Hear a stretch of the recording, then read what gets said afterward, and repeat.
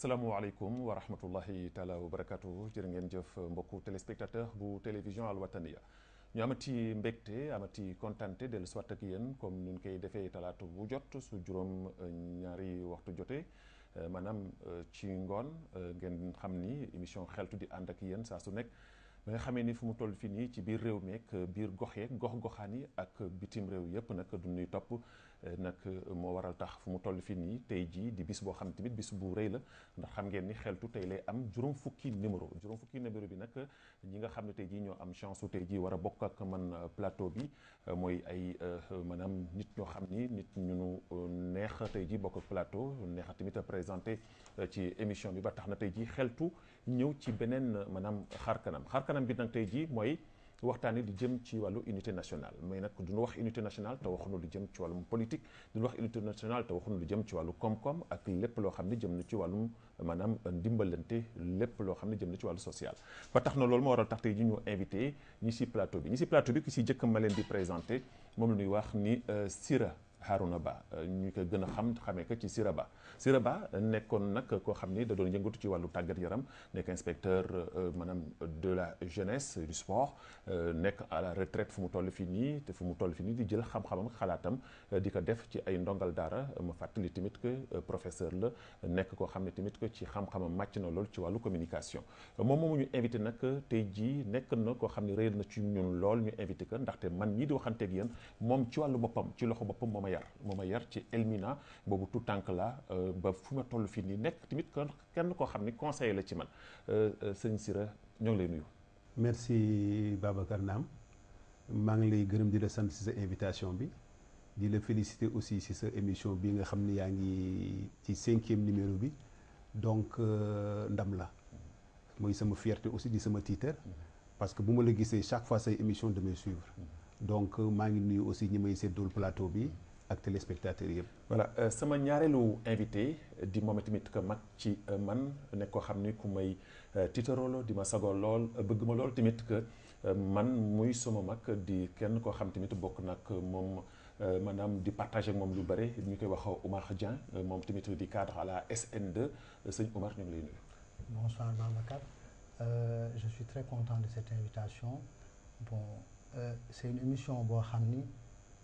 ñëpp ci kontaan ñëpp ci fier bon tey tu es à ton 50e numéro yal na la yàlla dimbali mu jëm kanam. amiin amiin merci beaucoup. voilà sama ñetteelu invité nag duñu gulet ñu bokk plateau xam ngeen ni moom li may yëngatu lay yëngatu di maanaam taskatu xibaar di journaliste de formation waaye di yëngatu ci yeneen mbir ba tax waa sax da ngay maanaam am ay jafe-jafe fan nga koy qualifié ndax journaliste la ndax lan la wala lan la waaye loolu tamit sant yàlla rek la sant yàlla ndaw la waaye nag nuy mag ñi di wax rek su sal loxo setee nga mën ànd ak ay mag moom noonu la demee ñu koy ñaanal moom tamit yàlla gën a setal loxoom gën a tamit que maanaam nàmm xalam ak xolam ak xelam loolu lépp mën a jëm ci kanam mu koy wax DJ Khali Diallo ñoo ngi lay nuyu. Babacar naam maa ngi lay nuyu maa ngi nuyu sama ñaari papa yi di leen ziar honneur bu mag la sax ci man parce que fii tey ma maa fi gën a tuuti te toog fii si kanam samay papa sama ñaari papa yi yaakaar naa ni honneur bu rëy la donc maa ngi nuyu téléspectateurs yi. voilà honneur bu rëy la waaye honneur boobu lu tax tey jii sax moom ma boole ka ak ñii di ay papaam mooy du ñuy wax unité nationale suñu waxee unité nationale du ñuy wax génération bi ñu invité tey jii fekkee nañu dem Mauritanie génération bi nga xam ne mooy génération Khali Diallo di génération tey jii ñu gis ni réewu Mauritanie ci wàllu maanaam unité nationale bu njëkk kenn daaw koon wax ndaxte ñëpp ñoo bokkoon ndey ñoo bokkoon baay ñoo doon lekkandoo ñoo doon naanandoo ñoo doon tëddandoo ñoo doon footballandoo ñoo doon defandoo lépp tey jii génération bi nga xam ne mooy génération actuelle gisuñu ñuy dund loolu duñu gis sax ni maanaam féewaloo loo xam ni tey jii bari na ñoo xam ne ñoo ngi koy jàngat ba tiital na leen fan yi gis ngeen ni rek démb lañ ci maanaam tëj benn ndaje boo xam ni ay doomu réew Mauritanie jóge fu nekk ci àdduna bi doon fi def ak i lël boo xam ni du si doon waxtaane seet nan lu war a mën def ba jàmm mën a doxaat ci doomu réewu Mauritanie maanaam ñuy wax unité nationale boobu nag lan daan ko waxtaan mais ci biir unité nationale il faut que ñu dugg ci wàllum politique dugg ci wàllum social dugg ci wàllum économique dugg ci lépp loo xam ne doxal réewu Mauritanie ak fi réewu Mauritanie toll tey jii ba tax nag sama laaj bu njëkk maa ngi koy laaj ki nga xam ni moom mooy magum kër gi tey jii muy monsieur Ba Sira tey jii réew mi fu mu toll fii nii ci wàllu unité nationale coow li bari na xëccoo bi bari na xiiroo bi bari na ŋaayoo bi bari na yéen fekkee woon ngeen démb indépendance fekk leen fi ngeen di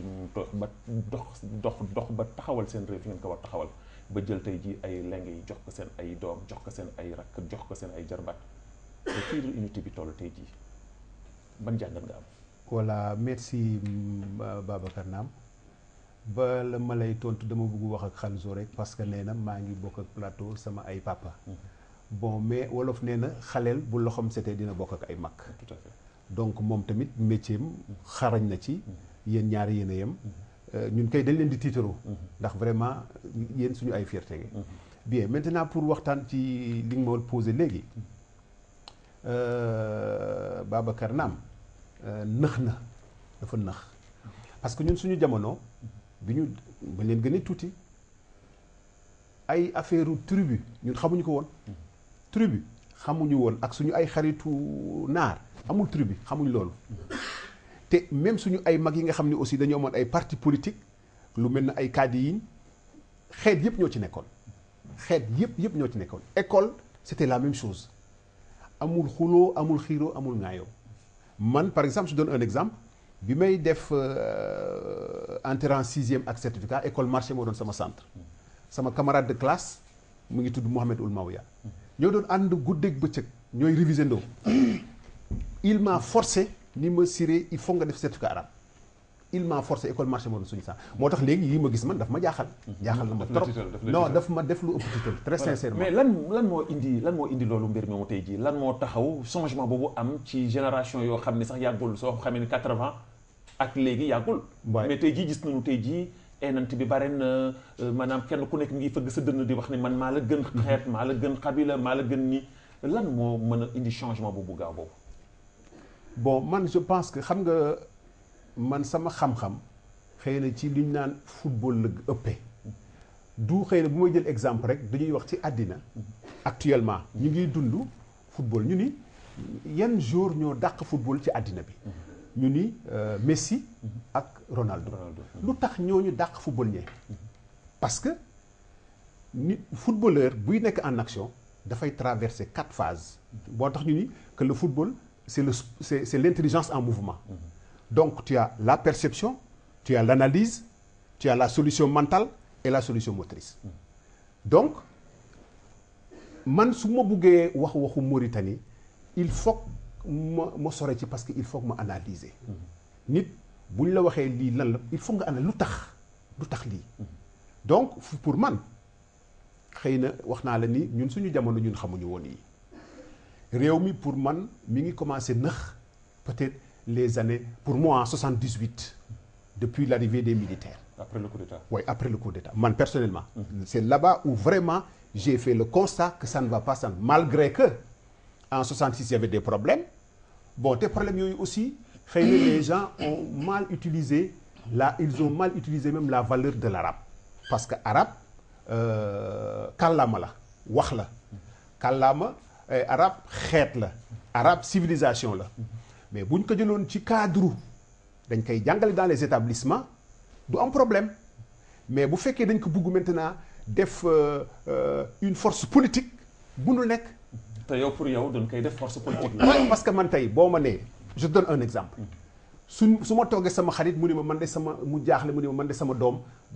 ça ne va pas jàngam ma ne ko en qu'est-ce qu'il y a mu ni ma dans les établissements léegi même les mathématiques on les explique en hassania te man sama doom il est halpulaar mais kooku ça crée des problèmes et ça crée des sérieux problèmes. alors mais ci problème yooyu muy créer est-ce que tey jii yow yaa ngi yëngatu ci wàllu njàngale mi am nga ci xalaat am nga ci xel lan mooy situation bi lan mooy solution bi je veux dire. waaw xam nga problème unité nationale wala problème réew mi. entre nous c'est pas politique pour moi personnellement c'est pas politique c'est culturel. kon yow bokkoo ko xalaat ñiy wax ni mbirum tey unité nationale bi politique la. non dafa am ñu koy mbubu di ko bon politique. sama xalaatu boobu laay wax. c'est pas politique. c'est culturel. c'est culturel. voilà daan ci gën a ñëw ci wàll woowu ma ñëw ci doyen Oumar. dégg nga li nga xam ni moom la monsieur Bassira wax. tey jii yow su ma la waxoon tey jii jàngatal ma mbir mi nga xam ne tey jii mooy jafe-jafe bi sa dund bi ngay dund bi nga nekkee ndaw ba toll fi mu toll fii nii ak réew fi mu toll fii nii ci ñuy wax ni bennoo ci réew Mauritanie di unité nationale. man je me dis une chose le grand problème mooy ñun peut-être que suñu temps on n'a pas tellement vécu ça parce qu'à l'époque dañuy nekk ci benn koñ tout le monde est frère. man le quartier que je connais le plus c'est la Médina 3 la Médina 3 par exemple soo jëlee cet exemple tu vas voir que tout le monde est ami les familles sont pareilles. c'est-à-dire amul kii doomu naar la kii doomu tukulóor la doomu wolof la ñëpp benn lañu. amul attention mais tey jii soo seetloo doomu tukulóor dugg kër doomu naar parce que su fa duggee tout de suite les yeux sont braqués sur lui et vice versa donc on a vraiment un problème boo xam ni war nañ dellu si waat suñu xel xam ne ñun ay jullit lañu. loolu du lu war a am un bon musulman doit respecter son prochain doit respecter son vis-à-vis. parce que kii nit la comme yow des trucs comme ça mais tant que ñun ñu ngi xalaat ni maa gën kii wala kii lii la wala kii xabilal vulaani la wala kii tëgg la wala nangam on va toujours avoir ce problème là. voilà mais yéen yi nga xam ne yéen ay mag. te fekkee xëy na démb lu bare. lan mooy seen taxawaay parce que yéen en principe war ngeen nekk ñoo xam ni ay référence ngeen. est-ce que tey jii faute bi tamit du dellu si yéen te ngeen war a mën a tamit que jàngal xale yi. di leen maanaam di namm seen xel ci loolu pour ñoom it tamit ñu mën a di dund loolu ngeen amoon chance parce que yéen seen ay waajur du doon jouer rôle boobu. si yéen effectivement mais ñun normalement chacun doit se sentir concerné. parce que man su ma santee quelqu'un qui est plus jeune que moi toujours dama koy jéem a indil xalaat boobu. que nous sommes tous pareils. on est la même chose ñun ñëpp benn but la ñu am. c'est que la Mauritanie marche et que ça aille à l'avant. war nañu def attention parce que li am si yeneen dëkk yi gis nañ ko. ci lu mel nii lay jóge donc on doit faire très très attention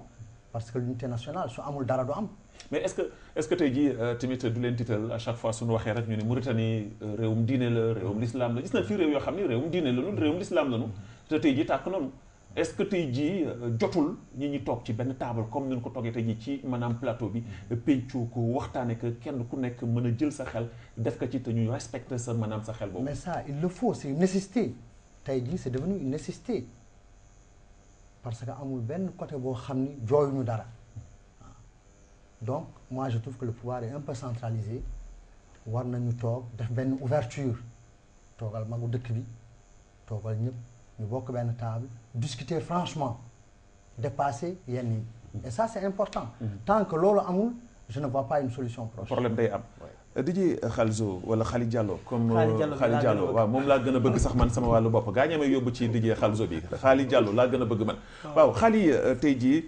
comme ni nga ko junjee léegi gis nga situation mu toll génération bi nga xam ne tey jii man ak yow ñoo ko bokk tey ci muy génération bi tey jii maanaam xol yi dafay gaaw jóg loolu 1-2 Babacar naam neewi 1-2 Khali neewi pourquoi lan moo ko waral kenn xamul alors que ñun suñu ay waajur yi comme ñii fi nga xam ni suñu mag yi fi toog suñu ay waajur yi fi toog daan nañ dund lu gën a pur loolu ñu doon dund te ñoom daan nañ ko mën a gérer lan moo waral tey jii changement boobu tey jii bon xam nga moom ay niveau la parce que déjà mag yi il faut ñu delloo leen jukkal parce que ñun jeunes yi dañuy ñëw rek ñu wax sunu papa yi defuñu dara sunu papa yi dañ leen nax sunu papa yi nii ak nii ak nii donc ñun ñoo ngi def sunu procès sunu ay papa waaye ñun war nañu xam que ñun am nañu ay doom daañu ñëw te ñooyu daañu def benn jugement est-ce que jugement de résultat la wala jugement de valeur la ou bien jugement de résultat la man je préfère ma def jugement résultat man souvent dama koy wax su ma déggee mag yi di wax waxu Mauritanie damay tiit parce que te tey exemple mu ngi nii sama ñaari papa ñoo ngi nii di wax ñu ni seen temps ñoom tout allait très bien te mag bi ma gis man fii ci Mauritanie su may wax waxu Mauritanie depuis sama maam nag laa wax ba samay waajur ba ñuy wax waxu Mauritanie dañ may wax c'était bien mais tey ce n'est plus bien parce que seen époque ñoom mais est-ce que réellement c'était bien d'ailleurs non pour man c'était bien pourquoi parce que du moment où amul woon différence amul woon kii lii la wala kii laa la wala kii ku ñuul la wala kii ku xees la léegi la commencé man du ma wax léegi la commencé mais léegi la gën a exagéré mais amoon na waaye man nangu naa li sama papa Siré wax Mauritanie dafa commencé yàqu en 1978 mu gën a aggravé wu en 1986 bu ñu commencé rendi ay citoyens bàyyi ay citoyens ñu ñëw si événement 89 mu gën a tàng mbir mi gën a yàqu léegi ba ñu jaalee page boobu chaque pays bu nekk am nga li ngay dund chaque pays a un passé qu'il soit victorieux ou pas victorieux ce passé la léegi ñun suñu problème mooy lan ñun assumer wuñu suñu passé ñun il faut que ñu assumer suñu passé pour ñu mën a consolider suñu futur te ñun suñu problème on n'assume pas suñu passé. on n'assume pas suñu passé mais est-ce que tey jii si fu mu toll fii nii jotul maanaam assumer boobu ngay wax ñu toog ci benn table kenn ku nekk ñu situé responsabilité yi. mais loolu yàgg naa ko wax du tey laa ko wax te dama koy waxaat tey Mauritanie àgg nañu benn moment ñun ñëpp a war a toog ñu waxante dëgg avec un franc-parler et une sincérité dans le respect le plus grand bu fekkee defuñu loolu duñu mus a am un pays lan la avant ñuy waxu unité nationale man tout le temps loolu laay wax de toutes les façons la Mauritanie comme li ko Yarham Mokhtar waxoon la Mauritanie c'est l'œil le blanc et le noir vont ensemble kenn mënu ko xaar ñaar lu leer la. te yow gëm nga loolu man loolu gëm naa ko mais avant que loolu ñu koy bëgg a saxloo il faut que justice sociale am il faut que justice bi mu nekk pour tous les Mauritaniens fekk Babacar Naam bu defee lu baaxul ak Mohamed Mahmoud Ould Sid Ahmed bu defee lu baaxul ñu juger leen avec les mêmes lois. on rend la justice à Babacar à Mohamed Ould Sid Ahmed boobu à la même façon mais tant que justice bi day demee ñaari boor ou bien benn boor ça va être très grave. mais Khali est-ce que yaakaaroon ni dëgg la comme ni ngeen ko waxee léegi doyen Siré wax ko que ni c'est depuis c'est en 1978 le problème bi nga xam ne tey jii moo fi am muy donc bi militaires yi ñëwee jël nguur geeg léegi mais est-ce que gisu leen ni depuis l'arrivée au pouvoir du président Aziz que am na benn volonté ak benn changement boo xam ne mi ngi am ci wàllu woowu. gis nga wala da nga yaakaar ni dafa gën a pur. waaw gis nga ñun dañu am benn problème ñun suñu problème c'est que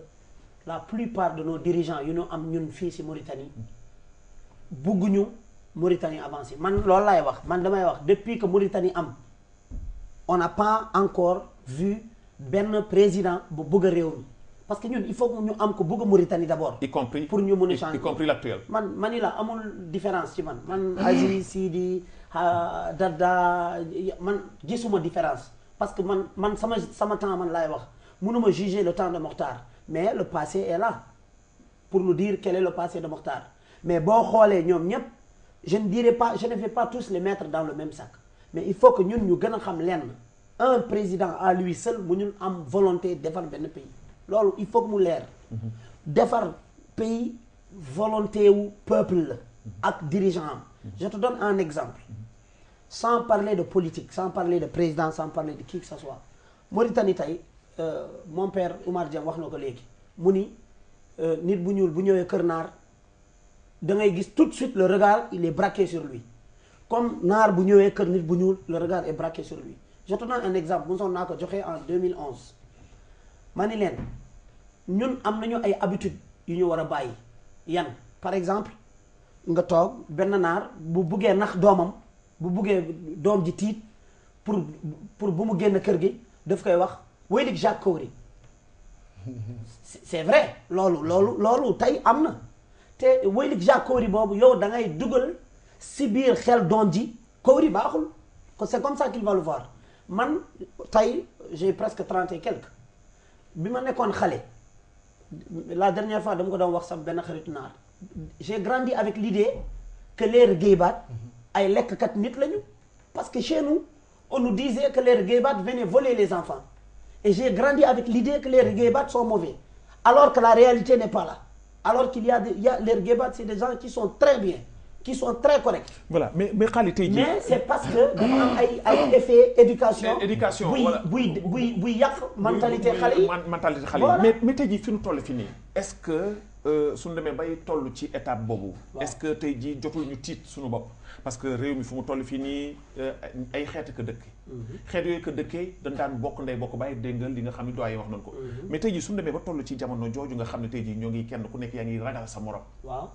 mais tey Babacar yaa ngi def benn liggéey bu rafet bu ñu suñu demee ba ay peuples yi ay ethnies yi chacun se méfie de l'autre ñu def émission man tey neexoon na ma am fi benn naar buy làkk olof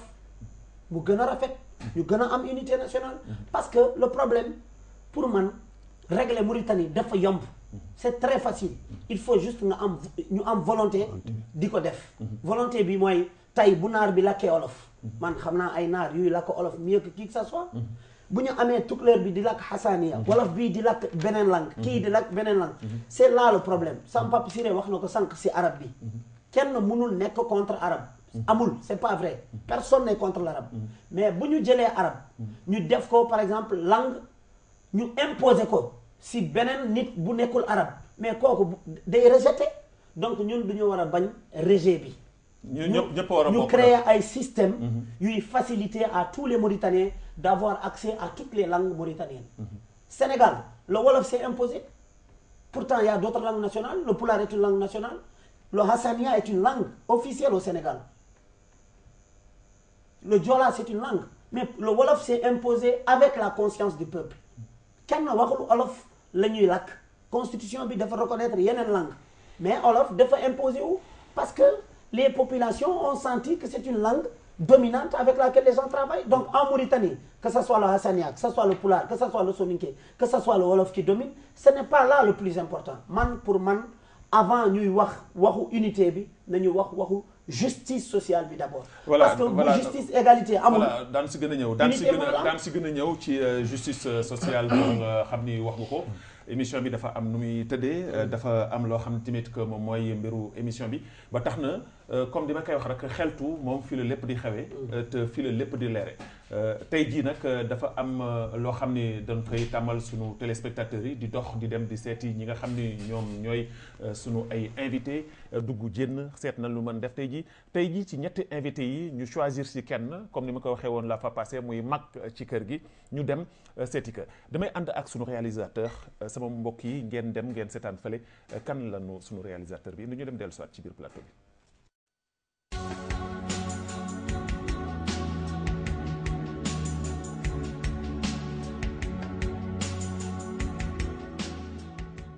bon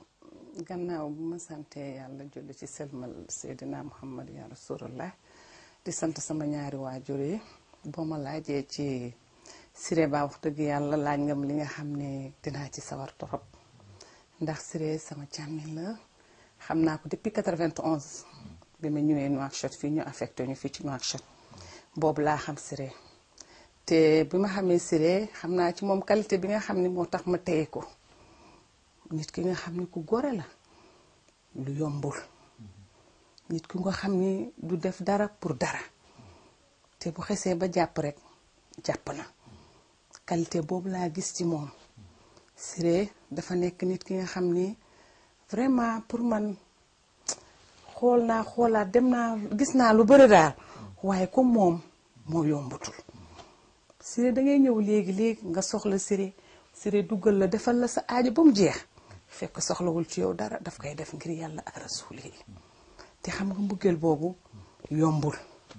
te man may doom bu jigéen ma nekk ak moom 91 ak léegi boo ko xoolee boo ko xaymaa yàgg na depuis ay doomam yi ñu ngi tuuti mu jël ma moom te mu gis ma bëggal ma boppam mu jël ma dénkaan ma tamit boppam lépp li nga xam ni jóg na ci njabootam da leen wax dem leen seeti seen tante Diya ba nga xam ni xam nga diggante xaritu góor ak jigéen lu ne xej na ci lu ne dañ koy wax waaye mu téye fi mu téye rek jàpp fa ma jàpp rek tey maa ngi nii di sëy nekk sama biir néegu sëy ah yàlla de mooy dogal waaye gannaaw yàlla ak yenente bi moom mooy sabab Siré doy na ma mag doy na ma baay doy na ma lépp côté bu ne man Siré doy na ma fa c'était pas facile parce que dafa am jabaram nekk ku gore dégg na lu ne mais jabar ji xam rek xaritoo jikk sama diggante ak jëkkëram muy lu wóor muy lu dëggu ndax même moom ci boppam dem na ba nga xam ni même bu amee lu ko metti ci néegam man lay ñëw seet te bu ma waxee Siré bàyyil Siré day bàyyi kon xam nga sama diggante ak Siré dëgër na te Siré tamit bu ma waxee diyee fu ma mënta nekk ci àdduna bu ma nii bàyyil damay bàyyi su ma demee tamit day surveiller samay njaboot sama gannaaw comme ni muy surveiller njabootam Siré dem na ba nga xam ni doomam am na doom bu jigéen mu ni du ko tuddee kenn Dieye rek la koy tuddee kon xam nga mbëggeel boobu foor na kon man wax dëgg yàlla su ma waxee tey damay wax ci Siré yaakaar naa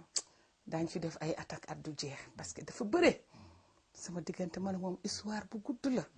dégg nga bañ nag ba nga xam ni xaritu doomam yi sax buñ ñu gisee sax ñuy ànd dañuy ñëw nii gis naa seen papa ak seen wujju yaay ñooy ni déedéet sama tante la ñooy kooku sama xarit papa la xam nga bi nga ñëwee tamit ci kër gi nga wax kan mooy xaritu Siré duñ tëb rek ñun la Dieye du hasard Siré dafa jël rek njabootam dénkaan mag jël doomam yëpp dénkaan mag muy ànd bu sincère kuy bëgg doomam yi dafay wax dem leen wax ak seen tante bu waxee waaw maa ngi ci xam nga loolu yombul danga bokk ak nit ndey ak baay te doo ko am ci moom Siré nag man de Siré dama koy bàyyi ak yàlla moom yàlla laa koy bàyyal ndax tey man pour man doy na ma yëpp fépp sama bët xonqee bu ma ñëwee ci moom rek ree naa pare naa ci mooy ñàkk kersa Siré ku gore la buggul ñàkk kersa nit Siré dafa nekk bi nga xam ni xam nga nit ki di nga woote man góor laa për laa nangam mais fekk jëfewoo ko Siré qualité boo ñëwee ci moom 91 laa la wax yàlla laay waxal de moom moomu tiim ba 2014 bi ñu nekk mosuma gis fu Siré meree ba Siré xul ba ma fekkee ko mosul am yàlla laa koy seetal benn kanam la yor saa yoo ñëwee di nga foo di nga ree te boo ñëwoon léegi ñëw man 6e tey am naa fa wàlla am naa fa yow gis nga mosoon nañ fa def benn reportage tudde nañ ma fa équipe de football jox nañ ma fa cër tey lu am ci 6e dañ may woo lu ma ko may Siré Ba moo ma ko may xañu ma dara bu doon rek tey Siré Ba moo yore woon buntu lépp parce que rasulaay ma gën ñëpp ci àdduna ndax ku baax la ku yëwal la Siré daal xaw ma Babacar li may wax lii bon sama xol laa koy tëbbee suñ ci yàggee dem rek xam naa ni émission bi dafay kii parce que fi ñu jaar moo bare unité nationale boobu ñun daf ñu xaw a tiital parce que man fii laa juddu 5e bloc te année bi may juddu boobu Mauritanie neex na boobu Mauritanie amul naar amul wolof amul sarxulle amul tukulóor ñëpp a bokkoon benn ndey ak benn baay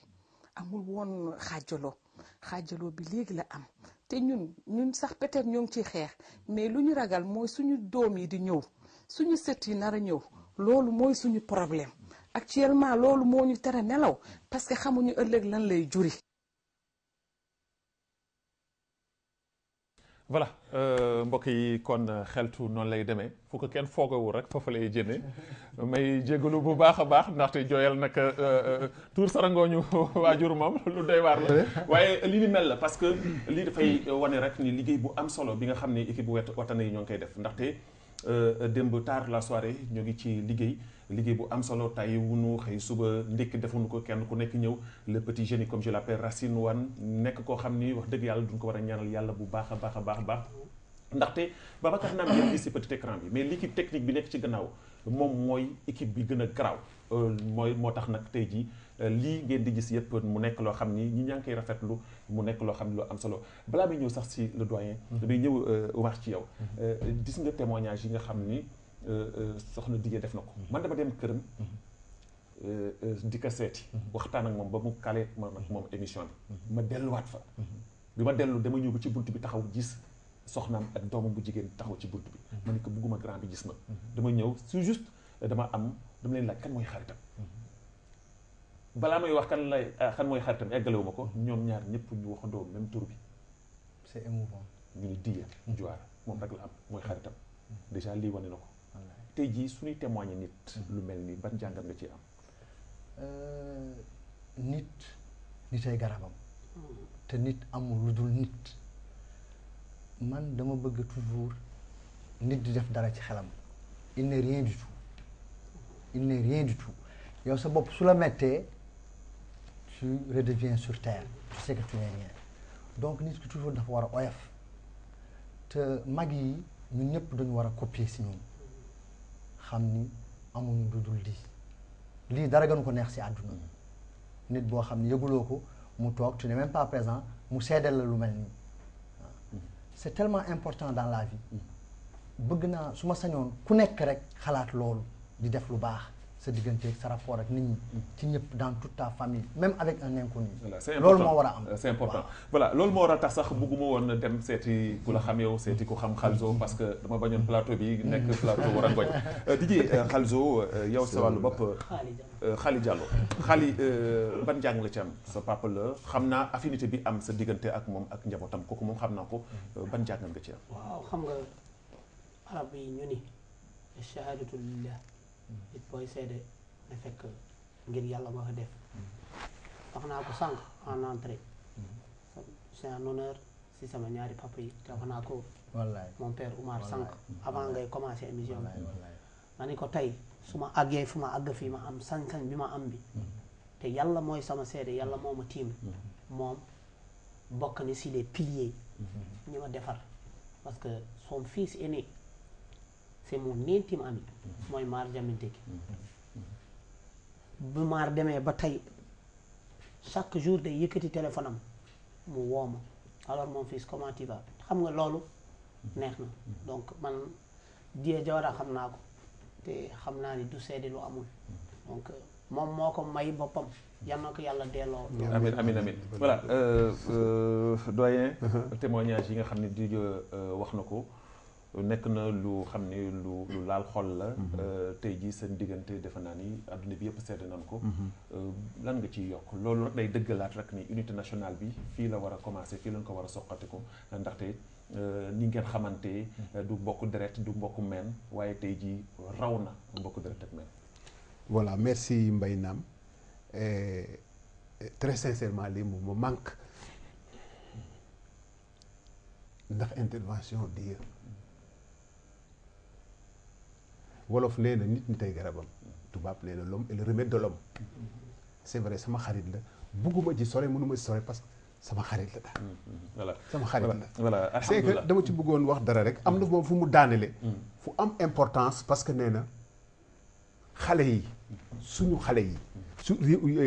anomalie bi am ci réew mi léegi suñu ay xaleel c'est vrai elle a parfaitement raison dama seetaan benn jour benn émission Alwatani mu am ay hommes politiques yu toog mu am kuñ ciy wax balaas mu duut baaraam négativité réew mi alors le lendemain nit ñi gisee ko neneen ni balaas mi ngi tudd naar yi mi leen dox lu leen warul wax alors que léegi xam nga nit day analyser wax xam nga dafa am Hitler amul woon doom magam bu góor moo am benn doom bi magam bu góor bi amee doom ils ont tout fait pour defar xale bi c'était pas possible léegi mu gàddaay dem Amérique bi mu demee Amérique mu changé turam doomu Hitler doomu magam mu changé turam bi mu changé turam mu takk beneen allemande bu nekkoon États-Unis ñu sëy ñu am ay doom est-ce que xam nga ñooñu tey ay sëtu Hitler lañu mais ñooñu tey nee nañu bugguñu am doom lu tax parce que seen maam Hitler jëye bi mu def ci histoire ak li mu def les juifs ak guerre mondiale yi mu indi donc ñoom tey ils veulent ternir la famille loolu mu yem foofu bu kenn si tuddati Hitler voilà donc sur ça dama la ko xam ni Balaas bi mu waxee loolu il voulait avertir les Mauritaniens pour leur dire qu'il y a une différence entre l'avenir religieux et l'avenir politique pour dégg ñu dem ci cadre ñu bañ génn ci cadre unité nationale bi parce que l'avenir religieux c'est après la mort kooku on ne sait pas c'est entre les mains de Dieu mais l'avenir politique quel que soit temps bi ñuy def ñu ngi ci 2014 je ne sais pas 2020 wala 2000 je ne sais quoi li wóor ba leer moo di mooy li di wax léegi li wóor ba léegi moo di suñu doom yi su fekkee réew mi baaxul taxawul ba tey suñu doom yi ëllëg si biir daañu jotlante te loolu on ne souhaite pas wala tey man def naa jëf ju bon ma dee ñu jugé ma jugement bi topp sama topp sama njaboot. voilà te Voilà, loolu gis nañ ko fii voilà. Donc Balas parlait dans ce cadre-là. Donc c'est tout juste pour dire aux gens de revenir sur terre et d'avoir les têtes sur les épaules. c'est important Parce que voilà, c'est voilà, ça. c'est Voilà, très important. Voilà, voilà merci. donc kon mbokk yi du ñuy dellu si waat ci beneen page ndaxte tamit que c'est important lii mooy wan rek ni liggéey bi nuy maanaam di def saa su nekk lépp rek ngir bégal des milliers et des milliers de téléspectateurs yoo xam ni tey jii du ñuy topp xeltu ndaxte suñu demee ba tey jii ñu ñuy seetaan ci diaspora bi yëpp di ñu téléphoner de la France di ñu téléphoner du Sénégal de l'Arabie Saoudite partout même en Espagne loolu dafay nekk fierté su ñun su ngeen ubbee maanaam Facebook bi da ngeen siy gis ñoo xam ni ñoo ngi foofu de passage may nuyu sa turandoo Siré Ba Siré Dia mi ngi en France moom di étudiant jeexal jàngam bu yàgg depuis 10 ans nee na mi ngi foofu li ñuy waxtaanee nii loolu moo waral tax sax tey moom ci wàllu boppam mu ni gedd na réew mi mais nee na keroog bu muy gis nii liggéey bu am solo bi nga xam ne maa ngi koy def ci télé bi nee na dafa amat courage yu dellu soit ci réewam parce que ma ni que réew mi liggéey bi nu war liggéey ñëpp ñoo ko war liggéeyandoo fii lañ ko mën liggéeyandoo pour lépp mën a soppeeku pour lépp mën a changé wu mais du ñuy ànd ak waa régie le génie donc des réalisateurs ñu dem seeti kan la ñu indi.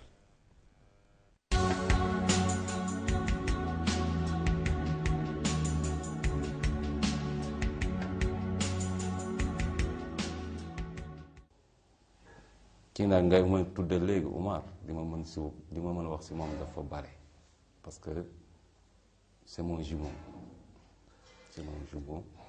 on a habité ensemble depuis 76 dans une petite chambre chez lui papaam jox ma ñëw quitté man chez moi ñëw dëkk ak moom papaam jox na benn néeg boo xam ni lal bi je crois mënuñu jël gaa ñun ñaar mais noonu la ñuy bokkoo ba suba teel. On l'a fait pendant 6 ans 7 ans ba yàlla def changement am ñuy dox te c'est un gars boo xam ni je peux te dire une chose c'est un monsieur très doué macha allah calme am yitte tamit ci nit am yitte trop si nit et que du waraate daal parce que man ak moom. ak kii ma lay tuddal muy Pape on a fait presque léegi ay 30 ans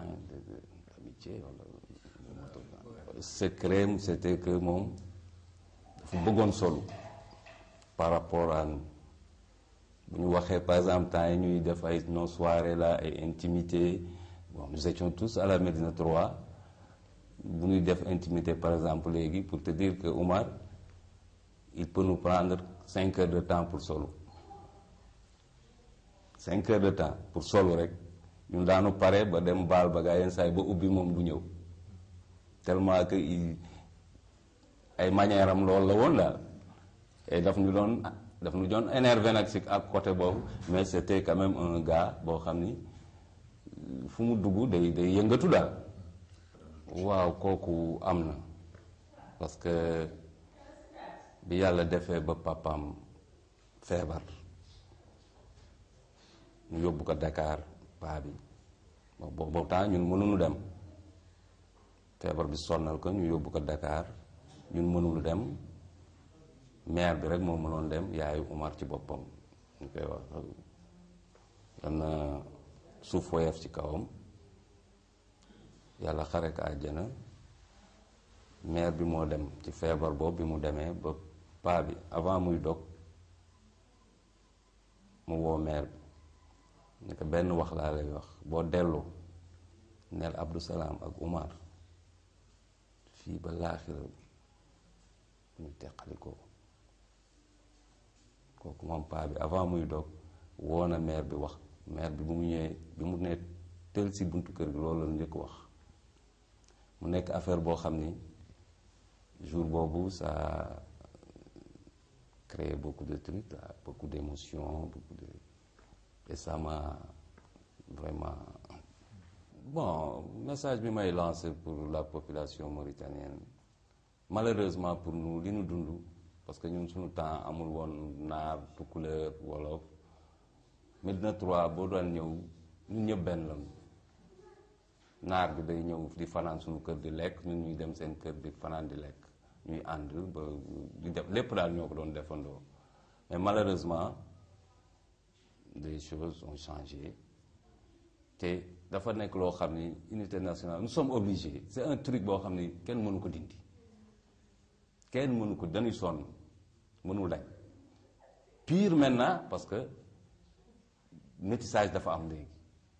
tukulóor yaa ngi seeg naar yaa ngi seeg tukulóor yi wolof yaa ngi seeg naar yi ainsi de suite donc pour man daal c'est un truc boo xam ni nos politiciens ñoo ko yóbbu politique di ko politiquer daal mais en réalité ça ne peut mënul dañ dañuy sonn rek mais mënul dañ tous les brouhaha là que nous entendons à la télé qui haratin les poulards mais c'est du n'importe quoi seulement problème bi peut-être l'État même moo war a jël décision parce que c'est un pays c'est un dëkk la pays lañu boo xam ni dañu mixé daal. voilà donc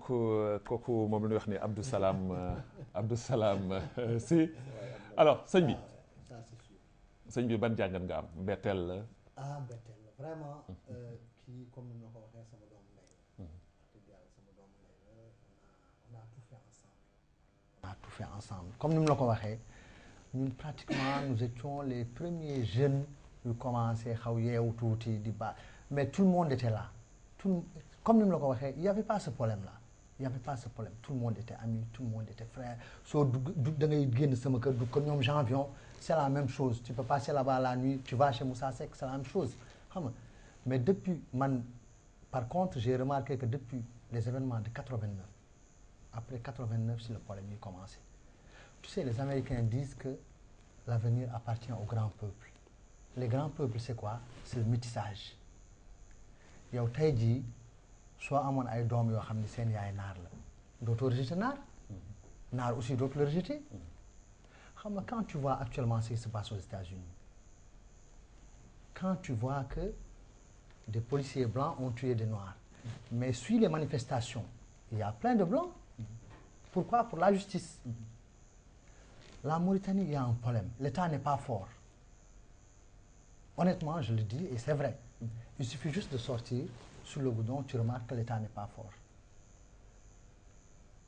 kii su ko neexee il fait demi-tour en pleine circulation il vire là où il veut tu sens que vraiment tu ne sens pas la présence de l'État man dégg naa ni jamono Mokhtarou Dada temps yooyu quand tu assistes aux réunions de tribu le prochain conseil des ministres on t'enlève hein mais pourquoi l'État ne prend pas ses responsabilités def ay assises nationales autour d'une table une discussion sincère un dialogue sincère hein pour ñu dépasser étape bi c'est possible mën nañu egg foofu. oui mën nañu fa egg. voilà mën nañu egg foofu doyen Siré. dégg nga témoignage yi nga xam ni moom la Abdou Salam def. je pense bien que c'est quelqu'un boo xam ni sax xam nga ko. waaw donc ban jàngat nga si mën a wax. c'est vrai parce que effectivement li xarit dina gën doomu ndey te très sincèrement témoignage yu xaritam delloo si na ma man. très sincèrement parce que vraiment li di wax daf ma jànnaxee ça m'a touché très sincèrement parce que c'est vrai sama doomu ndey la sama xarit la mais kii aussi li ko xaritam bi wax dafa fort parce que ku sa papa nekk ci lal war a génn àddina ni wax sa yaayu xarit ni na ngeen bu leen tàggonte bu leen bàyyante yaayam moom waaw yaayam da ko wax mu ni ko waxal ñoo diw bu ñu tàggono bu ñu nañ jàppante kooku xam nga ni xarit fa la mu yem. lu am la loolu. non mais c'est vrai. lu am la loolu nit du waxtaane loo xam ne amul. vraiment et puis des milliers de personnes di la seetaan. voilà non et puis dem na sax ba am na loo xam ne wax na ma ko hors antenne wax ma ni ma doomam bi nga xam ne tey jii mooy doomam bu jigéen moom muy taawam. muy moom mooy baayam. moom moo koy takk su ngénte mooy tudd doom yi mooy def loolu déjà dafay wane rek ni mën na ferdal lu bari. voilà c'est comme am na fu mu daanele. c'est vrai. Il y a des erreurs. Quelles sont les erreurs? Quelles ont été les erreurs? Quelles sont les erreurs? Et pourquoi les répète-t-on? Loolu moo jaral wax au niveau mooy li ma wax depuis le début. nee naa la nit dañu war a analyser. je ne sais pas si tu me permets. bien sûr allez-y. Donc man dama ni 78 la réew mi nax pourquoi si la réew mi nax tey su fekkee man taxaw na ma ni j'ai le pouvoir j'ai les militaires lépp lu nga xam ni mooy doole di koom-koomu réew mi maa ko yor man lu ma neex laay def je fais ce que je veux donc et puis su ma toogee dolli ci ni sama bopp rek laay toppatoo ak sama xeet rek laay toppatoo ma ñeneen ñi toppatoo ma mbooloo bi day nax donc loolu dañ fi war a loolu moo fi war a jóg parce que Mauritanie vous m'excusez du terme on a une démocratie divine naturelle en Mauritanie je m'explique suuf moo jëkk nit yàlla dafa créé suufu Mauritanie bu mu créé suufu Mauritanie mu def fi naar def fi saraxule def fi wolof def fi xeet yi fi nekk yëpp mënuñu jokkalante man dégguma naar yow déggoo saraxule kii déggul tukulóor kii déggul wolof donc mënuñu jotante yàlla di ñu seetaan ba ñu dem ba jegeyantoo ba defar déggante ba defar réew mi mais c'est ça qu'on appelle la démocratie mais bu ñu ñëwee léegi ni bugg dañ koy bugg xajam bugg dindi ñëpp teg fee ñenn rek di jiite mënul nekk. pour yow daal séddale bi dafa des. lu bare wala waaw nga ni amul. voilà léegi ñu dem à la régie ñu delluwaat à la régie comme le doyen jot na wàllam. Oumar jot wàllam. il faut que Thiat jël wàllam ñu dem seeti kan la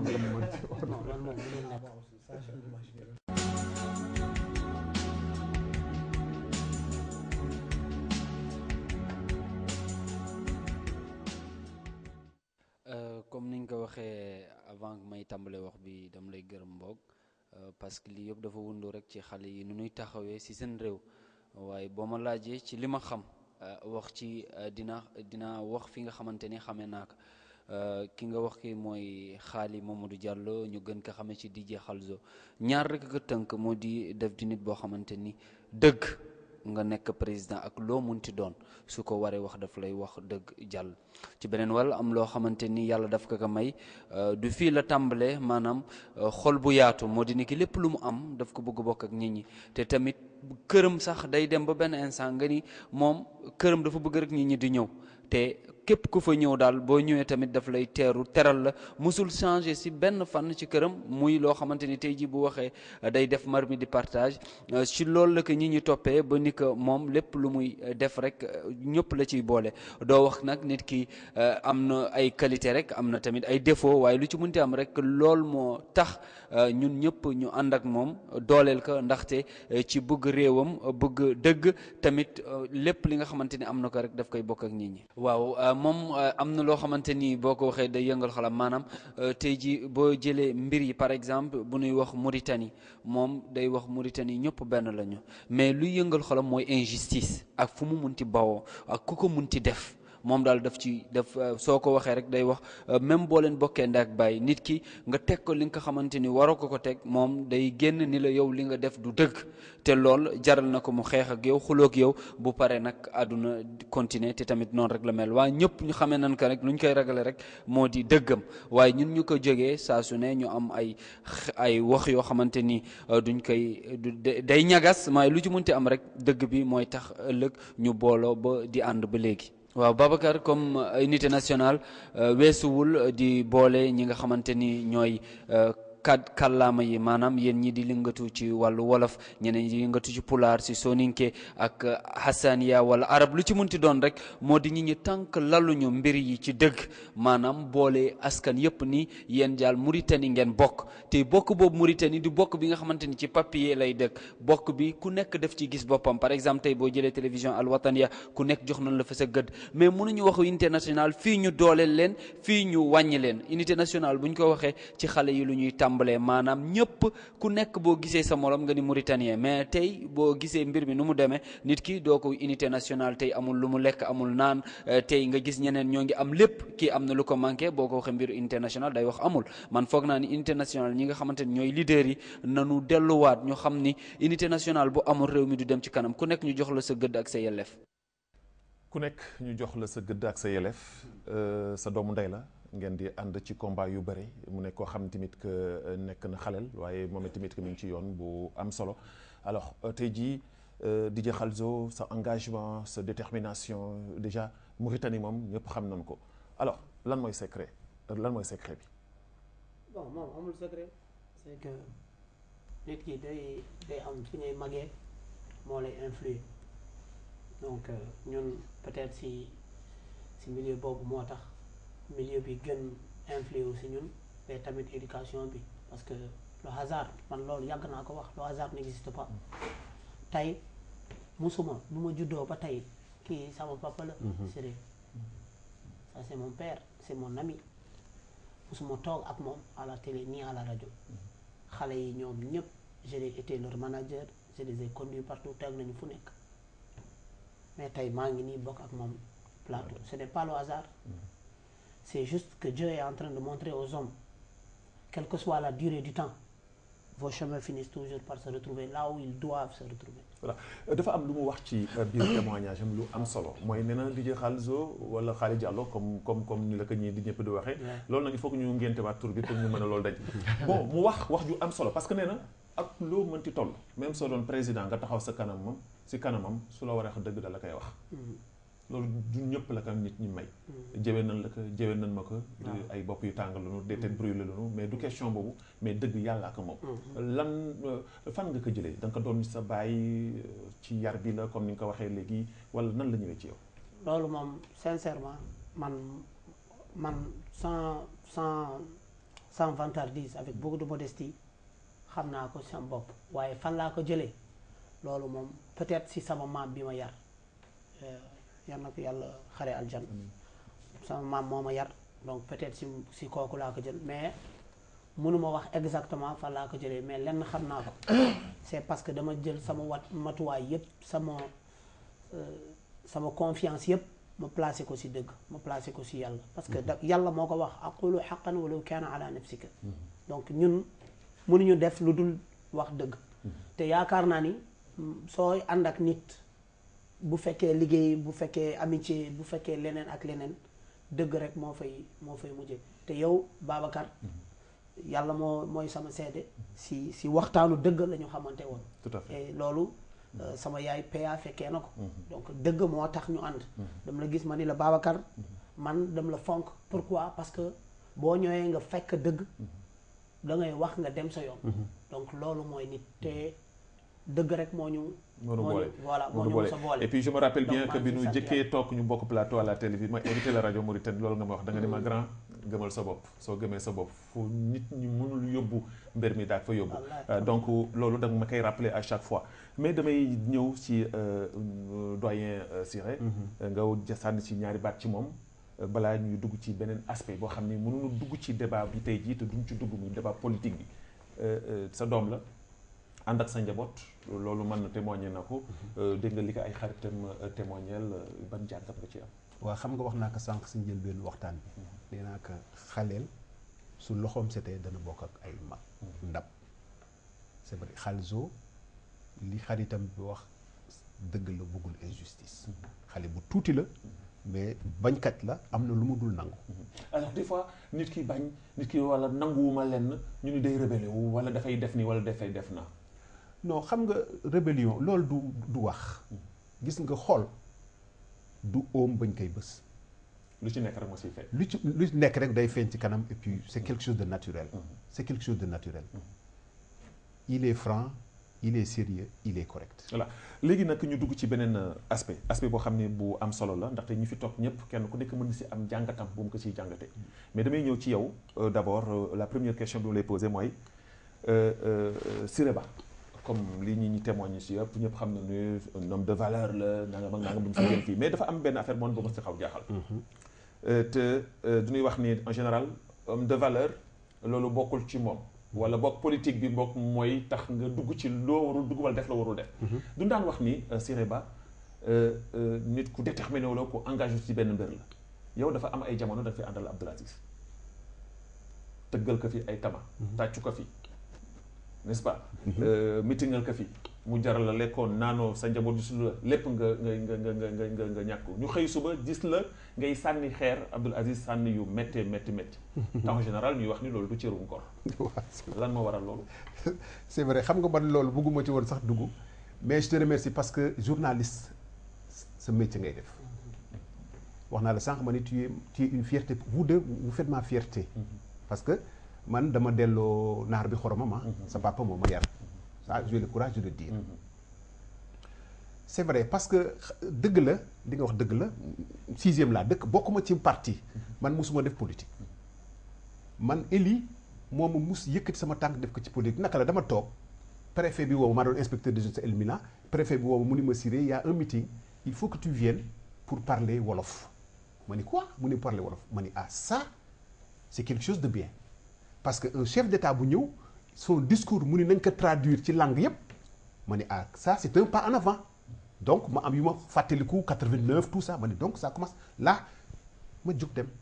ma bu mu defee ma def discours am j'ai traduit en wolof son message bien bi yooyu jeexee bi Aziz avant Aziz yi ñëw bi Aziz ñëwee mu am ku ko jege ku mu jàngandoon Algérie mu ñëw mu ni ma dama bëgg nga jàppale Aziz ma ne ko pour lan ma ne ko du ma politique mu ni ma non dama bëgg nga jàppale ko parce que au temps des vaches maigres dafa am fu mu féete woon ma ne ko ah mu ni ma waaw ma ne ko moom lan mooy qualité am mu ni ma c'est un gars qui est brave mu ni il est brave loolu mun naa la wax loolu. moom loolu la wax. waaw mu ni ma Aziz est très brave. ma ni ah un brave une personne qui a beaucoup de témérité mun na régler problème Mauritanie. parce que Mauritanie xam nga dañu wax sànq benn affaire président bu ñëw am problème réew mi am problème du président bi gis nga le corps politique en vieillissant devient incurable kenn mënu ko faj loolu moo am Mauritanie parce que de 60 jusqu'en 2014 il y a que les présidents Beydane donc ñoom ils viennent avec leur idéologie cette idéologie mooy mooy li ma sànq c'est culturel bon mu ni ma il est brave ma ni ah kii mën na régler problème mu réew mi 6e j'ai appelé des collègues yu nga xam ni mosuñ def politique mais c'était des cadres man leen salaamaaleykum kaay leen ñu def benn mouvement bu ñuy wax MAP mouvement des jeunes politiciens d'Elmina bokkuñu lu avec les anciens parce que amoon nañu ñuy xalaat on a cotisé entre nous ñu def meeting maison des jeunes. pour jàppale ko xaaru ñoo jël suñu xaalis cotisé je parle devant la télé ñoo jël suñu xaalis cotisé def meeting fële nu mu tuddati maison des jeunes marocaines pour soutenir ko bon bi mu demee ça c'était à coup d'état am ñii di wax bi ñu demee ba ci biir mu def candidature mu ni il est le candidat des pauvres ma ni non le candidat des pauvres c'est un slogan pour convaincre mais suba dana jur ay musiba waru ko wax warul wax il n'a qu'à chercher un autre slogan pour convaincre que de dire je suis le candidat des pauvres. mais est-ce que moment boobu yow jóge woon nga ko. est-ce que xaw ma ko jegewuma ko tout ça je le faisais de très loin hein, très sincèrement. mais est-ce que du woon aussi tamit que une erreur politique bi nga def di dox nit dox sa diggante ak njiitu réew pour mën a di la utiliser di yóbbu sa voix di yóbbu say mbir te doo mën jogante moom wax ka li nga xam ni moo nekk. non parce que boobu yëpp moom maa ngi koy jàng xam nga après mu def benn discours à Nouadhibou mu ni à Nouadhibou que opposition bii di dox ñoom ñoo fi indi woon ay problème diggante nit ñu ñuuli ak les militaires mooy discours bi ma defoon Nouadhibou. ah là encore j'étais plus fier. ma ni ah mais celui-là vraiment c'est l'homme. est-ce que yaakaaroon parce qu'il a eu le courage. mais est-ce que yaakaaroon ni il a du mérite moom liggéey na fi réaliser na fi def na fi am na courage boo xam ne tamit que ñi nga xam ne ñoo fi nekkoon amuñu ko. j'ai divorcé d'avec lui hein mais nit ki wax nit dëgg Aziz la bonne conscience mauritanienne lui a décerné le mérite pour avoir dénoncé mooy le discours qu'il a fait à Kaïdi pour dire qu'il est venu demander pardon aux Noirs de ce qui s'est passé en 89 il l'a fait il a fait 2 prières même ak lu mu munti dollu que ça soit politique culturelle ak quel que soit alpha kooku c'est quelque chose de positif parce que lui il a osé dire une vérité voilà dëgg boo ko suulee dara du baax. est-ce que yaakaaroon ni dañ ko jàppalewul ci li mu def lépp dafa am ñoo xam ne xëy na ñoo nekk ci gannaawam loo xam ne jàppalewuñ ko parce que comme ni nga ko waxee sànq si sa biir wax que ni lépp nit mënu ko def am na ñoo xam ne ñoo la mën a jàppale ci loolu est-ce que yaakaaroon ni li xaw a takk ci côté am dafa am ñu ko fa tegal te moo mënul egg fépp. waaw xam nga dañu wax sànq benn wax ñu ni Mauritanie dafa la société mauritanienne est en décomposition dafa nëx pour un simple exemple l'autre jour je suivais une télévision étrangère j'ai vu là-bas Eli muy xarab Aziz su baaxee su bonee yàllaa ka fi teg c'est un chef d'État on n'y peut rien dans tout cela ñu voté ko bañ ko voté am na cër bu ko yàlla may ñun tam war nañ ko ormal même mu defee erreur mun nañu wax erreur yu mu def coow ko mais ça ne doit pas être l'objet que ñu koy dem ay réew di ko yàq parce que ku yàq Aziz ci benn réew Mauritanie nga yàq. waaw mais est-ce que ñooñu di yàq Aziz tey jii te ñoom tamit que ñu yore woon fi nekkoon fi ci ay fonctions gérer fi lu bëri tey jii fi ñu toll fii nii du lu ñu ñàkk li loolu moo waral tax tey jii Oumar ma ñëw ci yow loolu moo waral tax tey jii ñoom ñuy sànni ay xeer. ñàkk nañu dara loo xam ni far nañ ko ñoom tamit ñu bëgg tey jëw di xarab. cere ji lekkuma ci naa ci sotti suuf c'est bien possible man en ce qui concerne Aziz je me dis que peut-être il a déjà eu une certaine volonté peut-être en venant il a voulu vraiment changer les choses parce que li mu wax léegi le fait de reconnaître déjà le passif humanitaire tout ça là déjà c'est un pas parce que personne ne l'a fait avant lui donc ça c'est déjà important ça veut dire quoi il se rapprochait un peu des gens mais nag un bon guide c'est celui qui vérifie. Tu dois avoir des oreilles partout. Man, je l'ai déjà entendu dire une chose. Mais est-ce que monsieur Dieng yaakaaroon ni moom li muy def ak néew ñu bëri defuñu ko fi parce que moom ci wàllu boppam day dox di dugg ci foule yi dem ci marché yi dem fu nekk di vérifier lu nekk. D'accord. Ça c'était tey jii ci wàllu guerre bi nga xam ne lancé na ko temps yi passé ñu ni dañuy xeex guerre. bari na ñoo xam ne tey jii mbaal nañ leen. alal réew mi lañ doon pasare. D'accord. Est-ce que mérite boobu tey jii laa wax est-ce que tey jii loolu waruñu ko même su fekkee ni politique am na même su fekkee ni ki ngay xeexal di wutal da ngay wut fu toujours lu bon ci moom. mais ñu wax osmoestri am na du mérite ci wàll boobu. Man je ne suis pas politique. mais quand même je reconnais d'une part ce que tu dis. ci loolu laa ñëw ma ni certes il a fait des choses mais c'est pas suffisant honnêtement c'est pas suffisant il peut faire mieux mais. Moom une fois je te dis que je l'ai entendu dire que même su amee benn xeex si un puits lointain en Mauritanie il est renseigné ça veut dire qu'il a un certain système de renseignement donc il est au courant de tout ce qui se passe qu'est-ce qui intéresse aujourd'hui le Mauritanien que la vie change lekk bi naan bi tout il faut que ça peut changer ça peut changer il suffit d'un tout petit effort pour que ça change mais il faut une bonne volonté. Il faut une bonne volonté. Alors, c'est important. Il faut une bonne volonté. Est-ce que en tant que tey jii taskatu xibaar journaliste yow vous partagez la même idée que ñoom est-ce que tey jii Khalzo yaakaaroon ni fi mu toll fii nii Mauritanie bien vrai que ni ñu ngi yuuxu di metti na parce que nangam ak nangam du mu fi jénn fii que Aziz est un président méritant am na loo xam ne def na ko fi te ñu fi nekkoon démb defuñu ko ci wàllu koom-koom ak ci wàllu yokkute ak ci doxalin. Bon man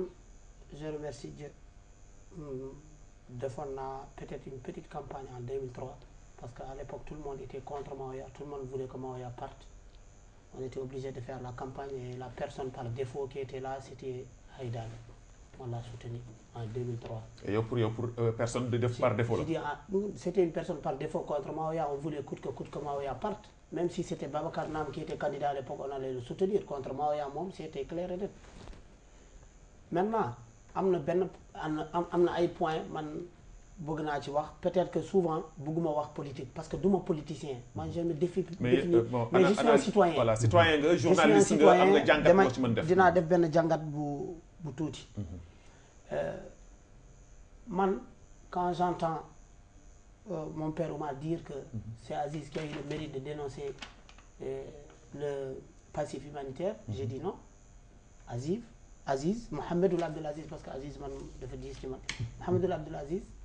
n'est pas le premier à avoir dénoncé. Non, il faut savoir rendre à César ce qu'appartient à César. Sidi Ould Cheikh Abdallahi est le premier président mauritanien à avoir fait un discours solennel en reconnaissant le passif humanitaire. C'est lui qui a lancé le processus du retour des réfugiés en Mauritanie. Ce n'est pas Mohamed Ould Abdel Aziz. Mais moi, je suis égalé. Attention, c'était une convention que la Mauritanie avait signée pour faire ramener les déportés. Mais on avait fait venir. Attends, j'ai pas fini. Mais convention mënoon na ko arrêté. waaw fa laay jëm Babacar. mënoon na ko arrêté dafa ñëw mu continuer. pour moi personnellement, aucun président mauritanien n'a le mérite. Aucun. Je dis bien aucun. Je pèse bien mes mots. Aucun président mauritanien à l'heure actuelle n'a le mérite. Pourquoi je le dis? Très bien. Dans un pays, il faut mérite du citoyen. Le citoyen qu'il faut à la place qu'il faut, Amoul. Dans un pays, il faut égalité et justice entre tous les Mauritaniens, Amoul. Dans un pays où le chômage bat son plein, dans un pays où les prix sont enflammés, je ne fais pas de politique, je ne veux pas rentrer dans ces détails, mais sincèrement, aucun homme politique, aussi bien de l'opposition que du parti au pouvoir. Pour moi, c'est la même chose. Voilà. Faut damay des ak yow parce que da nga junj léegi lu am solo. Mais tey jii le rôle de l'opposition. Parce que da nga wax léegi lu am solo. Mooy man dama gis ni opposition Mauritanie. Voilà donc opposition Mauritanie bi ci benn minute opposition Mauritanie bi taxawaayam tey jii ci biir réew mi lan la. Pour moi, il y a une démission de l'opposition en Mauritanie. Est-ce que yaakaaroon ni ñoom seen bët ak seen justice yëpp pour man tout ce que je vois, c'est de l'autre côté les pro-Aziz soutiennent Aziz, applaudissent pour Aziz, et de l'autre côté ceux qui sont contre Aziz lui mettent tous les poux. Mais moi, mon problème c'est là. Où est la place du citoyen mauritanien dans leur politique? Les deux camps. Aussi bien le camp du pouvoir que le camp de l'opposition. Où est le peuple mauritanien dans tout ça? Voilà. Chaque jour, damay seetaan ay débat. Débat yi may seetaan yëpp, c'est opposition contre Mohamed Abdelaziz. Opposition contre Mohamed Abdelaziz. Mais où est le peuple dans ça? Il faut que ñoom, ils ramènent l'existence du peuple mauritanien, qu'on parle des souffrances du peuple mauritanien, qu'on solutionne les problèmes du peuple mauritanien. Sinon, ils n'ont qu'à tous laisser la place et laisser aux autres peut-être qui sont moins politiciens, qui auront la chance peut-être voilà merci beaucoup Didier Khalzo on me fait signe que ni heure bi nga xam ni waroon na dugg ci beneen aspect wu émission bi xam ngeen émission bi dafa am nu muy tuddee ndaxte dafa am culture générale bu ñuy def ci biir émission bi loolu tamit dafay wane rek ni gëstu yi nga xam ne ñoo ngi koy def ngir mën a fexe ba jàngal aussi tamit que ñii nuy seetaan parce que bari na ñoo xam ni il y a des hommes politiques yu ñu xamul am na ñoo xam ni am na ay cadres yu ñu xamul am na ñoo xam ne am na ay kilifa yu nekk ci réew mi ñoo xam ne xamuñu leen loolu moo waral ñu génnee fenêtre boobu mu nekk loo xam ni mi ngi ci peut-être que 5 à 6 émissions ñu commencé que di ko si def du ñuy dem ak maanaam le petit génie Racine ñu seet ñu dem ci suñu générique dellu soit ci plateau bi.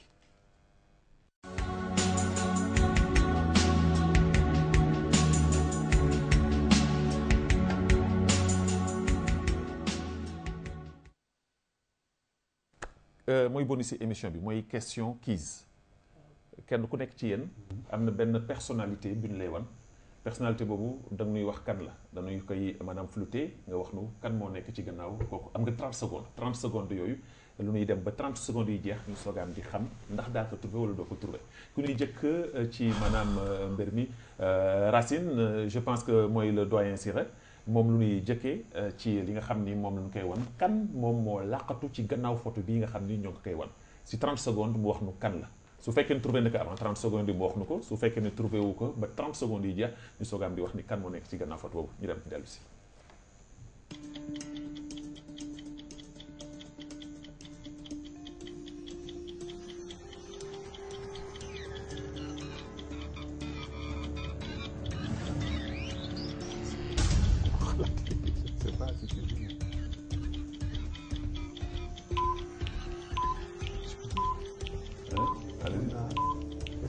Aziz. Hein? Aziz. Aziz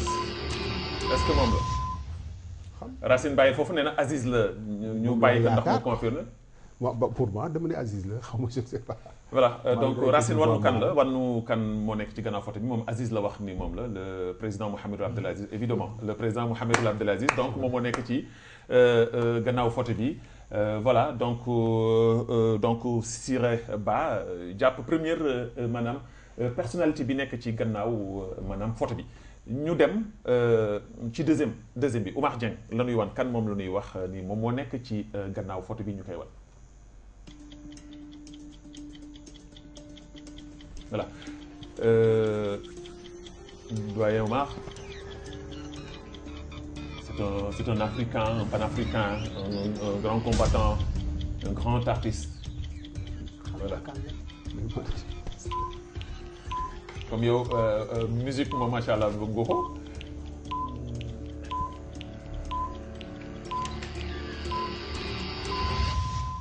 On dirait que c'est Youssou Ndour. Voilà, Youssou Ndour, le grand Youssou Ndour, hein. Youssou Ndour, hein, le chanteur sénégalais, un grand musicien qui fait beaucoup pour l'Afrique, hein, parce que d'autres chanteurs, je dis sénégalais, mais africains, parce que renommé international, hein, parce que lu nekk lay def ci wàllu musique bi mu mel na kon lii c'est une fierté pour ñun ñuy invité ay nit di leen wan carrément que ni ñi toog ci plateau maanaam ñi toog seen kër di seetaan télévision bi amul kese tamit ko ci politique mais am na leneen lu nu mën a jàng ci biir émission bi ñu dem ak le Benjamin du groupe ce soir. Voilà, donc je pense bien que ni kii moom balaa mu koy trouvé dana jafe lool ñu dem ba xam kan la nga ñuy indi la Racine pour moom.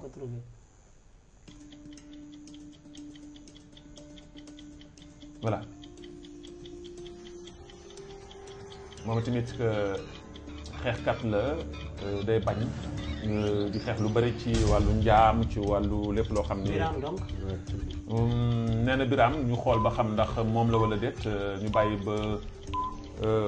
régie bi jox nu. waaye on attend voir est-ce que moom la wala du moom. C'est sûr que ni moom la. waaw boo waxee xeex jaam kay. ah. voilà Birame Ould Abeid voilà donc tey jii ci biir plateau bi lii nga xam ni jënd nañ ko dafay wane tout simplement que ni fu mu toll fii nii réew yi maanaam muy réewum Afrique yi àdduna bi yëpp amatul frontière. te aussi personnalité yi ñoom seen bopp ñoom ñoo war a toog penco toog waxtaan ngir mën a fexe ba lépp mën a jëm ci kanam. du nu jeexal émission bi te waxtaan waxuñu ci jafe-jafe yi nga xam ne mi ngi fi am comme ni ñu jëndee image yi. Birame ñoo ngi ko téye affaire coow li jàppal bàyyil du ngi fi jënd fii Aziz barki démb taal na loxoom opposition bi ni leen nañu ñëw ñu waxtaan ñu juboo ñu fexe ba lépp jaar ci yoon. alors mbir mi fan la nekk opposition bi dañuy bañ di wax ni loolu dëggul ci moom Aziz nee na blocage bi ci ñoom la amee. En tant que un ancien en tant que quelqu'un boo xam ne sax xam-xam day màcc ci wàllu woowu ban jàngat nga am ci loolu ak nan nu war a mën def. xam nga d'abord opposition pour moi opposition du les hommes politiques parce que opposition lan moo indi opposition Louis XIV moom moo tax ñuy wax opposition parce que dafa doon wax l'état c'est moi moo doon buur roi la woon en France. Donc, c'est moi, l'État, c'est moi. À tel point qu'il était devenu opposé à l'État même. Donc, nous, au niveau de la Mauritanie, wax naa la ko sànq nee naa la gis nga nit bu dara tëb rek nga ni damm na da ngay analyser situation. Pour moi, l'opposition, ici en Mauritanie, c'est le bédanisme. Parce que, wax naa la ko sànq, Mauritanie dafa am ay xeet yu bare. Mais bu naari toogee ni ñoom rek ñoom moom réew mi. ñoom rek ñoo ko yor ñoo war a yore du baax ñoom en fait kon ñoom ñooy mujj nekk opposition wu Mauritanie donc dañu war a étaler sànq dama doon wax Khalzo c'est des jeunes ils partent avec leur fougue de jeunesse comme Birane parce que entre nous Birane c'est un politicien c'est un apôtre de la non-violence. Homme politique la bëgg na jàmm ci réew mi mais problème mu Mauritanie ne peut pas se régler avec une lutte de classe c'est pas ça qui règle le problème de la Mauritanie tey bu tukulóor yi jógee ni dañuy xeex pour Mauritanie di régler Mauritanie du régler su naar yi jógee dañu du régler il faut que dans l'unité parce que Platon nee na l'État c'est la fusion des individus loolu mooy nekk État. Comme Mauritanie nee naa la sànq yàlla daf ñu defar ba pare ñun ñooy bëgg yàqal suñu bopp naar wolof tukulóor saraxule ñëpp ñu ngi ci réew mi donc loolu dafa réglé ba pare. il faut que donc ñu pencoo lépp daal. voilà waxtaan que. bien kenn ku nekk sa cër ak li nga am ci réew mi ñu jox la ko pour jàmm na. voilà sànq dama brossé woon le problème de Ely. effectivement il a fait quelque chose la transition jël na pouvoir bi ci militaire yi jox ko civil yi mais il a fait une erreur monumentale. Parce que pour moi, personnellement, c'est un calcul politique égoïste. Dans quel sens? Ely ni mu jébbalee pouvoir bi civil yi daf ko def mais il voulait. xelam mi ngi woon ko jëlaat ko. déedéet. militaires yi jëye yi ñu fi def. musiba yi ñu fi def. loolu la waroon régler. soogay jël pouvoir bi jox ko civil yi. kon mbir mi donc pour moi lu bari si moom la ko. voilà pour moi il a donné le pouvoir aux civils pour éponger la dette même militaire. Les tueries, tout ce qui s'est passé, les 89, tout ce qui s'est passé. Lui, avant de donner le pouvoir aux civils, il devait juger ces gens-là, les arrêter, les juger. Donc, pour moi, malgré que sincèrement, mon double politique, il a fait une erreur monumentale. Sa transition, du titre, du ndam, parce que c'est une erreur monumentale. Ça n'a pas sa raison. Amna lu Khalzo wax légui néna Aziz n'est pas le seul à parler de. J'ai pas dit parler. Il a osé publiquement, devant un monde de fous, dire pardon sur ce qui s'est passé. C'était pas évident aussi. Et faire deux prières. Ak lu mu munti nekk sax fitam may na ko mu def loolu. Donc kooku il faut reconnaître quand même que nangu na ni musiba mus na fi am. ñun ñoo ko def. il a dit voilà monsieur Dieng ñu ñëw parce que ñu may def signe que ni émission bi 4 minutes moo si des. donc léegi yow ban jàngat nga am tey jii ci taxawaayu opposition bi maanaam pouvoir bi dëkk bi jax na coow li bari na la vie est chère comme ni ko population bi di waxee nit ñi kenn ku nekk yaa ngi toog di fëgg sa dënn di jooytu lan la ñu war a mën def rôle bi opposition bi war a taxaw tey jii ak pouvoir bi ngir que enfin. Solution mënuñu trouver ko pour que jàmm mën a sax ci réewu Mauritanie parce que foofu loolu moo fi xaj. Tu sais, il faut mettre c'est-à-dire il faut vraiment enlever de la tête la politique de la chaise vide. Ça c'est important. Aziz, il tend la main. Allez-en au fait, asseyez-vous autour d'une table, mettez-le devant le fait accompli. Mais su fekkee yéen toogu leen vous dites toujours que ce dialogue n'est pas sincère. Mais prouvez que ce dialogue n'est pas sincère. Allez d'abord discuter. Quand c'est pas sincère, vous vous retirez. Mais déjà, non, Aziz n'est pas sérieux, il n'est jamais sérieux, il n'a jamais fait de dialogue, des trucs comme ça. Personne ne soutient Aziz. Mais allez-y. Discuter autour d'une table, parce que c'est devenu une nécessité. D'ailleurs, moi je dis que pour l'intérêt national. Pour l'intérêt national, c'est incontournable. C'est incontournable. Oui, comme nous il faut nous toog autour d'une table. Essayer de voir comment ils vont arranger le problème de la Mauritanie. C'est important. Khalzo wala Khalid Diallo comme tey jii moom voilà 1 minute 30 secondes. pour nga mën a tënk tey jii lu muy wax. ci wàllu juste revenir sur un point qui me semble essentiel. bi sama papa Siré Ba wax. avec tous les respects que je lui dois. c'est-à-dire je ne dirai jamais que tout ce qui est fait est nul ou tout ce qui a été fait est mauvais. Non, je ne suis pas dans la politique du dénigrement ou du refus de reconnaissance. Mais il y a lenn lu am bu am importance ci man. C'est bien d'aller prier à Kaïdi. loolu kenn du wax baaxul. waaye boo leen jullee pour julli. wala boo leen waxee pardon. mais avant ngeen di laajte pardon moom wax na fii lenn lu am important. Ely avant muy joxe pouvoir dafa waroon defar. fay dette militaire yi par rapport ak civil yu ñu rey yi. mais le problème continue à se poser parce que Ely boo joxee pouvoir en réalité te Mohamed Abdul Aziz daf ñu jox benn jàngat bu am importance parce que keroog moom mu ni bu ñuy def coup d'état Ely mu ngi nelaw donc ça veut dire que temps CMJD Ely moom moo nekkoon figurant nekkul woon si décisionnel tey moom mii di wax le président de la République mu ngi si décisionnel nañu appliquer c'est-à-dire problème am na reconnaître nañu problème am na nañ ko solutionner. voilà est-ce que prière bi kese doy na. waaw d'accord mais tey jii su loolu lépp weesoo tey jii. ñun en tant que doomu réew Mauritanie. te tey jii gis nañu réew yi nga xam ne moo fi nekk tàkk. te tàkk boobu ñuy tàkk yëpp gis nañu fitna. kenn talutul si kenn talul lekk kenn talutul naan kenn talul famille boobu kenn talul famille sax ki nga xam ne moo la jur fu mu nekk. kenn ku nekk yaa ngi géem a sawee sa bakkan. tey jii su loolu weesoo fi ñu toll fii nii. rôle bi nga xam ne opposition bi. pouvoir bi war nañ ko def pour que enfin ñu toog ci benn table mën a waxtaane benn rôle bi ñu war a def xam nga kër dafa am njiit kër dafa am Aziz tey moom mooy njiit Mauritanie mu neex mu naqari c'est le président de la République léegi pour man en tant que simple citoyen et jeune actif sama avis mooy on doit prendre tous les partis politiques là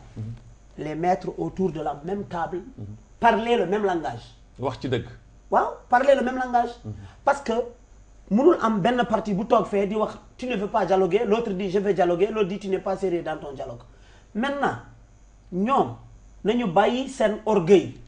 est-ce que aussi tamit les hommes politiques là nekk nu fi di nax population. man loolu laa gën a gis quoi sincèrement Babacar Naam peut-être que tu es arrivé là-bas. man loolu laa gën a gis. voilà les gens sont en train de se rejeter les éponges de gauche à droite. pour pouvoir continuer à faire dormir le peuple. voilà merci beaucoup donc doyen si ay secondes rek nan ngay dundee émission xeltu ak télévision Wataniya ci ay secondes rek. voilà merci Mbaye Ndam lii tubaab nee na le progrès c'est la communication si elle est bien faite. mooy li ngay def sa émission yàlla na si yàlla def jàmm. lu ma bëggoon tëj rek moo di li tax ñu toog fii muy unité nationale. wax naa sànq ni unité nationale c'est pas politique. c'est culturel. pour retrouver la Mauritanie d'antan il faut laisser chaque ethnie vivre sa culture. son identité. Ensuite il y aura le brassage des cultures. Ensuite il y aura l'unité nationale. mais c'est pas politique. c'est pas politique. il faut laisser les gens saraxuleem bi nañ ko bàyyi mu tëgg saraxuleem. wolof bi nañ ko bàyyi mu tëgg sabaram naar bi nañ ko bàyyi mu tëgg jaguaram.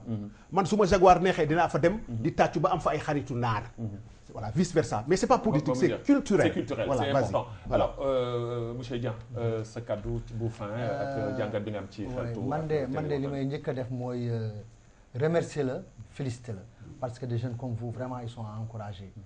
on voit que cette émission bi ça a changé beaucoup de choses. Même à travers les autres télévisions on voit l'image de ton émission à travers les autres télévisions et ça c'est vraiment encourageant parce que lii su doon am souvent nit ñu bëri dinañ yeewu ci yenn yi nit ñu bëri ils vont se sentir impliqués dans la chose nationale et ça c'est important. Il faut que chacun sache qu'il est impliqué dans la chose nationale amuñu feneen fu dul Mauritanie ñu góorgóorlu ñaan yàlla def fi jàmm ak salaam. loolu moo jar a ñaan yow xale yi defe naa ni yow moom ñoo bokk kër gi jàngat bi nga ci am moom defe naa ne leer na nañ ñu bàyyi la parce que heure bu nu la soxloo doo hésiter à la minute nga ñuy joxe sa feu vert ban jàngat ngay am tey jii. man daal maa ngi lay